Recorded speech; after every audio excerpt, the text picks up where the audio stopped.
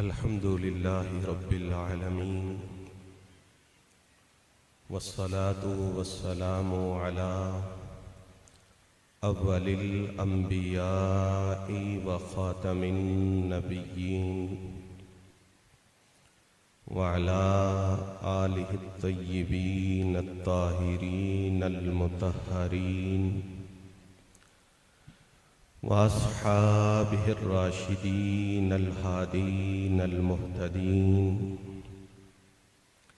أما بعد فأعوذ بالله من الشيطان الرجيم بسم الله الرحمن الرحيم الذي خلق الموت والحياة ليبلوكم أيكم أحسن عملا وهو العزيز الغفور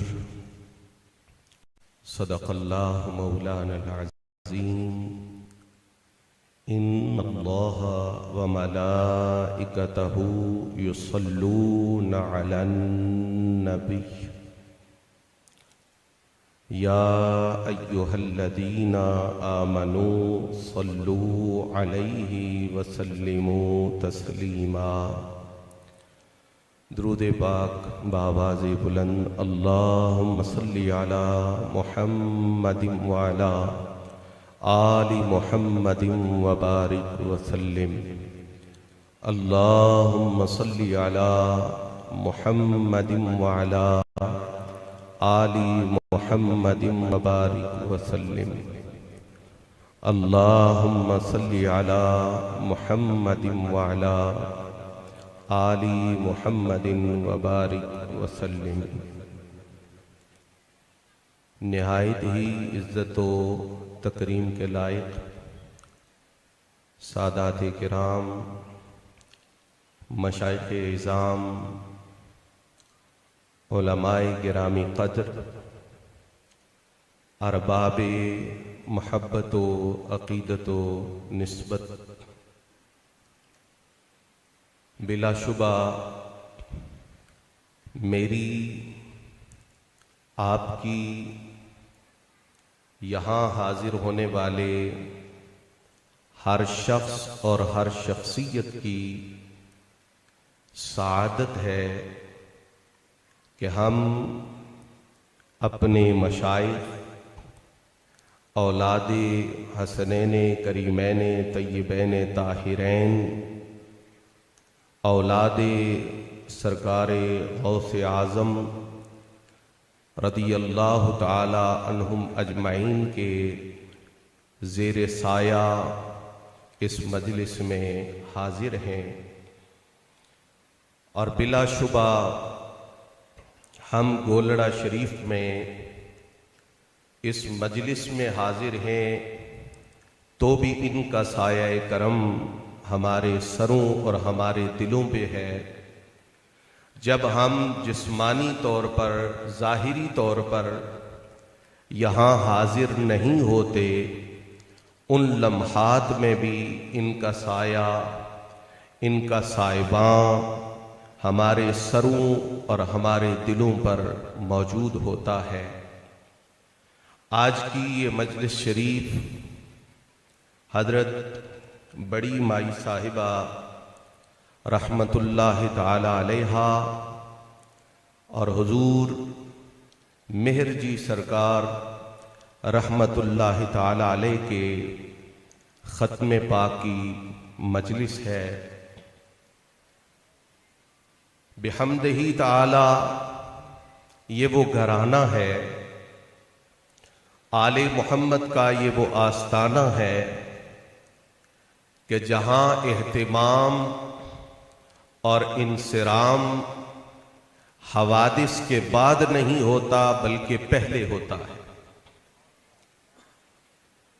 بزرگان دین اولیاء اللہ جب اس دنیا سے تشریف لے جاتے ہیں تو ان کے ایصال ثواب کی مجالس شروع ہوتی ہیں، منعقد ہوتی ہیں، پھر سالانہ بنیاد پر آراس کی محفلیں سجائی جاتی ہیں، لیکن یہاں ہم نے یہ عجیب منظر دیکھا کہ ایک وقت سے لے کر ہمارے حضور کی سرپرستی میں حضور خواجہ غریب نواز سلطان الہند سلطان المشائخ خواجہ معین الدین چشتی اجمیری رضی اللہ تعالی عنہ کی چھٹی شریف کا اہتمام ہو رہا ہے۔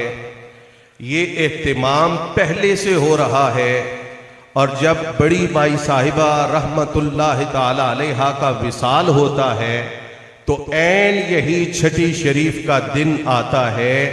مطلب ان کے ایصال ثواب اور ان کے ذکر کی محافل کا انعقاد اور اہتمام ان کے دنیا سے جانے کے بعد ظاہر ہوتا ہے، اس کا اہتمام پہلے اللہ کی طرف سے کر دیا جاتا ہے۔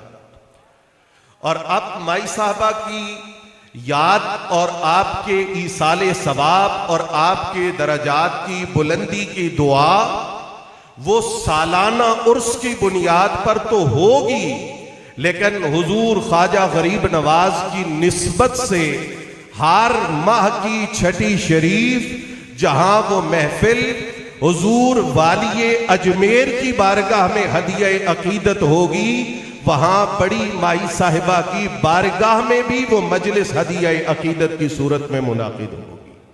تو یہ اس گھرانے کی شان ہے کہ اہتمام بعد میں نہیں ہوتا، انصرام اور اہتمام من جانب اللہ پہلے سے ہوتا ہے، اور اس کا ظہور مخلوق خدا کی آنکھوں کے سامنے بعد میں ہوتا ہے۔ حضرات، اللہ تعالی خالق کائنات ہے، خالق کل ہے۔ وہ چاہے تو یک بارگی دفعتن بدون الانصاب ساری مخلوق کو پیدا فرما دے، وہ اس پہ قادر ہے۔ وہ چاہے یک بارگی دفعتن باری باری کی قیود ختم کر کے ایک ہی بار سب انسانوں کو موت دے، وہ اس پہ قادر ہے۔ نہ کسی کا باپ بچھڑے، نہ کسی کا بیٹا جدا ہو، نہ کسی کا بھائی اور قریبی رشتہ دار اس کی آنکھوں سے اوجھل ہو، پر اس ذات نے پیدا کرنے میں دفعتن ایک بار یک بارگی تمام انسانوں کی تخلیقات کا نظام قائم فرمانے کی بجائے باری باری مرتن بعد مرتن انصاب کو قائم کر کے اس مخلوق کو پیدا فرمایا، تو یقیناً اس میں حکمت ہے۔ پھر دنیا سے جانا دفعتن واحدتن نہیں ہے، یک بارگی نہیں ہے، ایک ہی مرتبہ نہیں ہے، بلکہ اس کے اندر بھی تقدیم اور تاخیر ہے، یقیناً اس کے اندر بھی حکمتیں ہیں۔ میں اشارتاً چند باتیں آپ حضرات کے گوش گزار اس پاک ماحول میں کرنے کی کوشش کر رہا ہوں۔ اگر تخلیق کی اس ترتیب کی حکمت پر غور کیا جائے تو ہمیں یہ بات واضح طور پر سمجھ آتی ہے کہ اللہ جل جلالہ نے تنہا ایک ایک انسان کو ایک دوسرے سے الگ بغیر نسب کے پیدا کرنے کی بجائے انساب کو قائم کر کے انسانوں کو ایک دوسرے سے تعلق کی لڑی میں پرو کر کے پیدا فرمایا۔ اس کے اندر بہت سی حکمتیں ہیں، جن میں ایک حکمت اللہ جل جلالہ نے قرآن مجید فرقان حمید کے اندر بیان فرمائی۔ فرمایا تمہیں اللہ جل جلالہ نے مختلف شعوب اور مختلف قبائل میں پیدا کیا، لِتَعَارَفُوا تاکہ تم اپنا تعارف برقرار رکھ سکو۔ یہاں میں یہ بات عرض کروں گا، اکثر لوگوں کے انساب بالخصوص عجم کے انساب اپنی حالت میں اپنی اصل کیفیت میں باقی نہیں ہیں، لیکن قرآن کے حکم پر عمل کرتے ہوئے جس خاندان نے ہر زمانے میں اپنا تعارف برقرار رکھا ہے وہ آل محمد کا گھرانہ، علماء کا جمع غفیر ہے۔ اللہ فرماتا ہے لِتَعَارَفُوا، تعارف برقرار رکھو۔ اِنَّ أَكْرَمَكُمْ، اکرما صیغہ اس میں تفضیل ہے، اس کا مطلب یہ کہ کرامت تو نسب میں موجود ہے، کرامت نسب میں موجود ہے۔ اکرما اگر اس میں آگے بڑھنا چاہتے ہو، ان اکرمکم عند اللہ اتقاکم، تو پھر جس کا تقوی بڑھتا جائے گا اس کی کرامت بڑھتی جائے گی۔ رب گواہ ہے، مخلوق گواہ ہے، حضور مہر جی کے وصال کے لمحے سے لے کر مائی صاحبہ کے وصال کی گھڑی تک، اور مائی صاحبہ کے وصال کے لمحے سے لے کر اس وقت تک، آج اس زمانے میں نسب کی شرافت بھی یہاں نظر آتی ہے، کرامت اور توقیر بھی یہاں نظر آتی ہے، اور تقوی کا وہ بلند مقام یہاں نظر آتا ہے جس پر اہل علم صدیوں سے یہ جملہ لکھتے چلے آئے، کہتے چلے آئے، الکتابۃ للعلماء والطاعۃ للاتقیاء۔ لکھنا پڑھنا سیکھنا ہے تو وہ علماء کی مجالس میں ہے، اور اس پر عمل کا کمال دیکھنا ہے تو وہ تمہیں آل محمد کے اس پاک گھرانے میں دیکھنے کو نظر آئے گا۔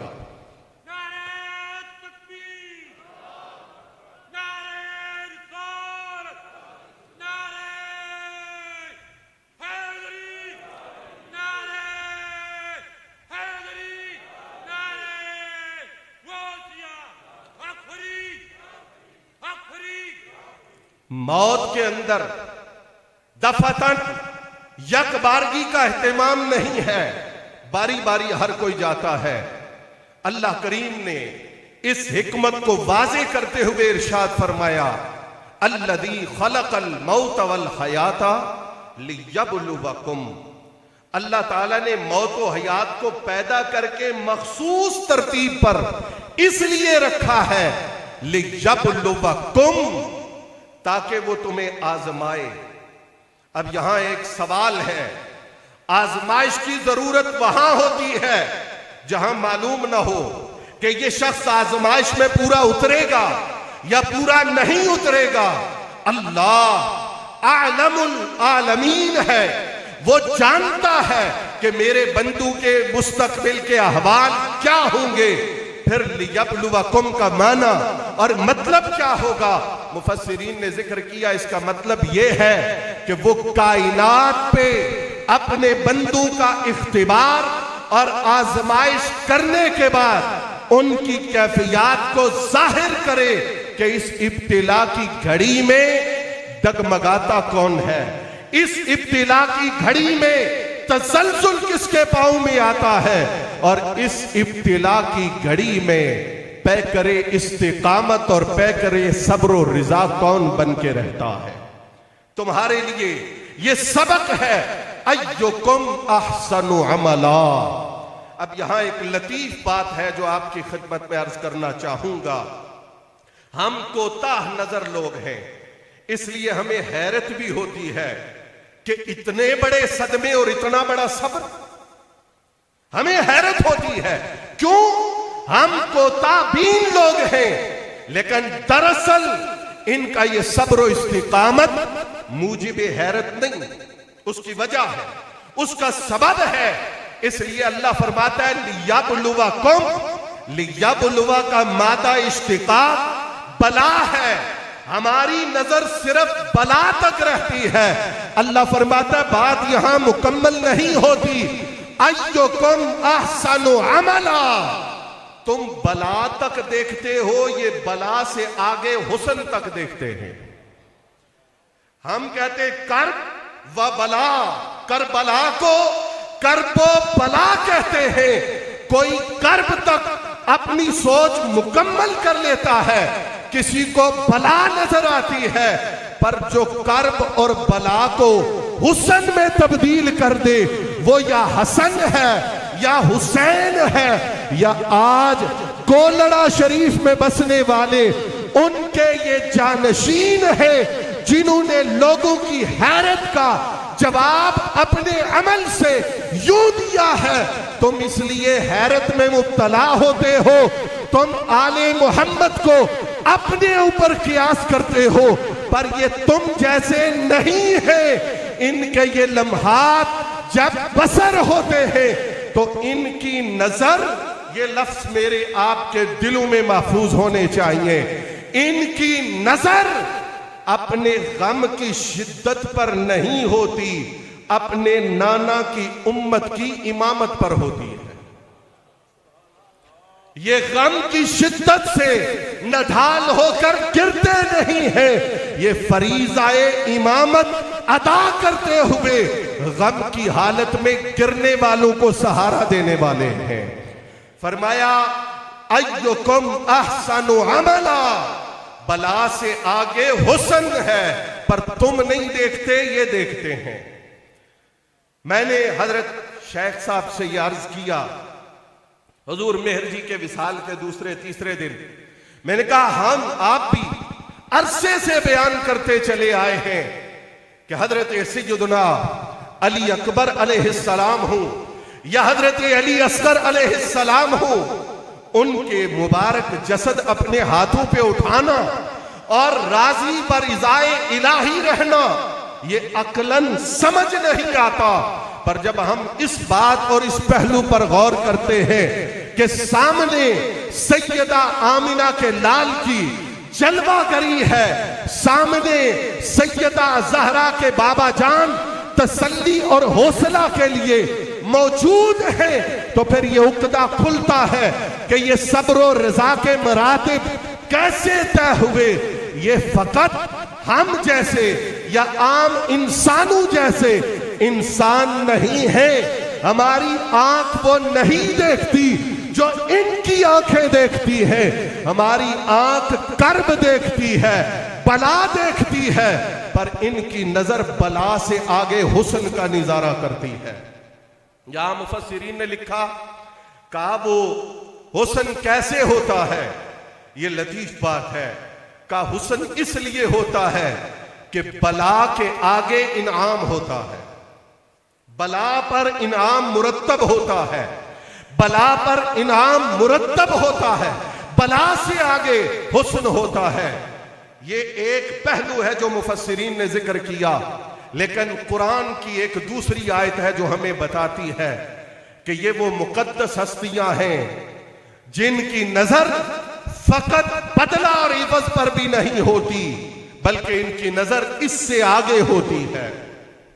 دیکھیے، ایک ہے مقام صبر، ایک ہے مقام شکر، ایک ہے مقام رضا.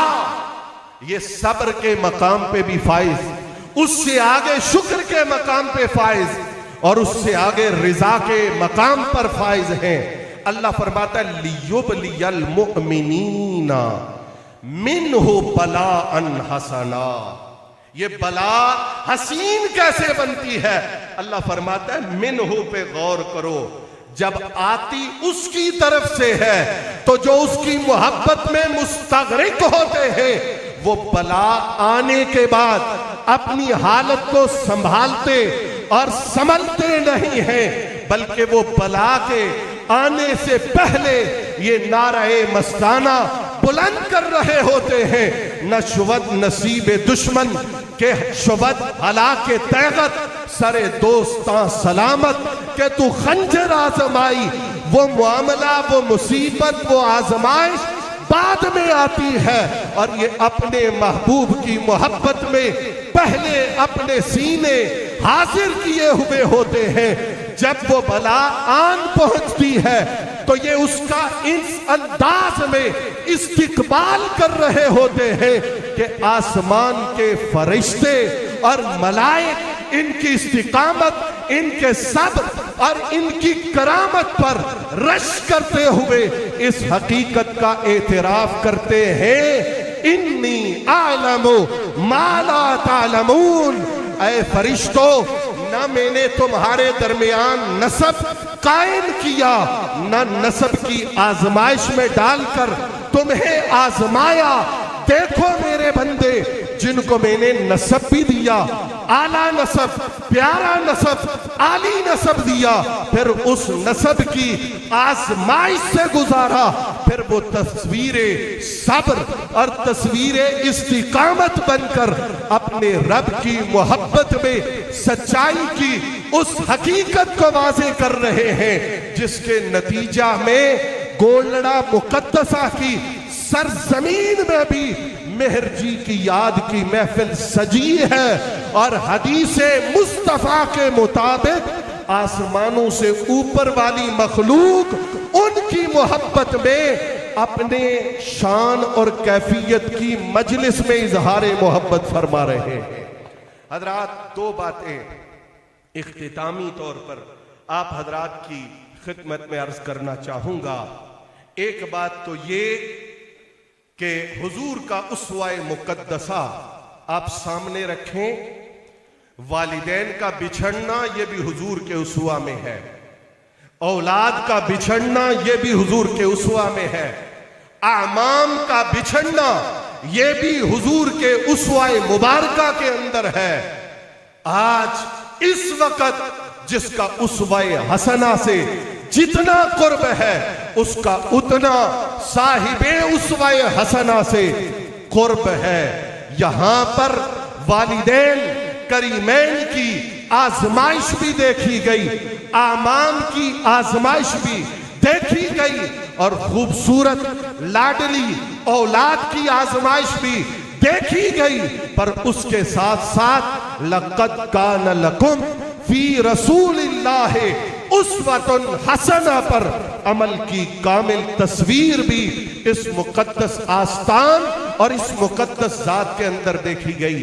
اور دوسری بات، حضور مہر جی کے پاک جنازے سے لے کر آپ کی تمام مجالس اور آپ کی یاد کی محافل میں جو سمجھ آئی وہ یہ، جس خاندان کے چھوٹے اتنے بڑے ہیں، یہ میں نسبتاً کہہ رہا ہوں، وگرنہ یہاں چھوٹا کوئی نہیں ہے، نسبتاً بڑوں کی نسبت سے عرض کر رہا ہوں، جس خاندان کے چھوٹے اتنے بڑے ہیں، سوچو اللہ نے ان کے بڑوں کو کتنی عظمت عطا فرمائی۔ قرآن کی آیت، ان الذین آمنوا وعملوا الصالحات سیجعل لهم الرحمن ودا۔ اہل علم تشریف فرما ہیں، شیوخ الحدیث اور مفتیان کرام تشریف فرما ہیں۔ پہلے ایمان ہے، پھر عمل صالح ہے، پھر سین مستقبل کی ہے، اس کے بعد ہے یجعل لهم الرحمن ودا۔ یہ تمام اہل ایمان کے لیے ہے، یہ تمام نیک متقی اور پرہیزگار لوگوں کے لیے ہے۔ لیکن اس گھرانے کا امتیاز یہ ہے، اس گھرانے کا اعزاز یہ ہے، پیدا ہوں، پھر ایمان اور عمل کے مراحل سے گزرے، پھر سیجعل لهم الرحمن ودا کا ظہور ہو۔ یہ مراحل بھی یہاں دیکھے جاتے ہیں، پر یہ گھرانہ وہ ہے ابھی یہ دنیا میں تشریف نہیں لاتے۔ قُلْ لَا أَسْأَلُكُمْ عَلَيْهِ أَجْرًا إِلَّا الْمَوَدَّةَ فِي الْقُرْبَى کے تحت ان کی محبت امت پر واجب کر دی جاتی ہے۔ سب ان مراحل سے گزرنے کے بعد اس مقام پہ پہنچتے ہیں، یہ ولادت اور اس دنیا میں نمود پاتے ہیں تو اس کیفیت کے ساتھ پاتے ہیں۔ حضرات گرامی قدر، اس پاک گھرانے سے نسبت ہمارے لیے وہ اعزاز ہے، ہمارے لیے وہ سرمایہ ہے جو دارین کی فلاح اور دارین کی کامیابی کا نتیجہ ہے، ثمرہ ہے، ضمانت ہے۔ اللہ کریم کے حضور دعا ہے کہ وہ ان پاک مجالس کی برکات ہم سب کو نصیب فرمائے، ہم زندہ رہیں تو انہی پاکوں کی نسبت اور محبت کا سرمایہ دامن میں لے کر ہمارا اس جہان سے رخت سفر ہو، تو ان کی محبتوں کا پاک سرمایہ ہمارے ساتھ ہو۔ میدان محشر میں ہماری حاضری بارگاہ مصطفیٰ میں ہو تو منو دست و دامان آل رسول کی خوبصورت کیفیت کے ساتھ ہو۔ وما علیہ الا البلاغ المبین۔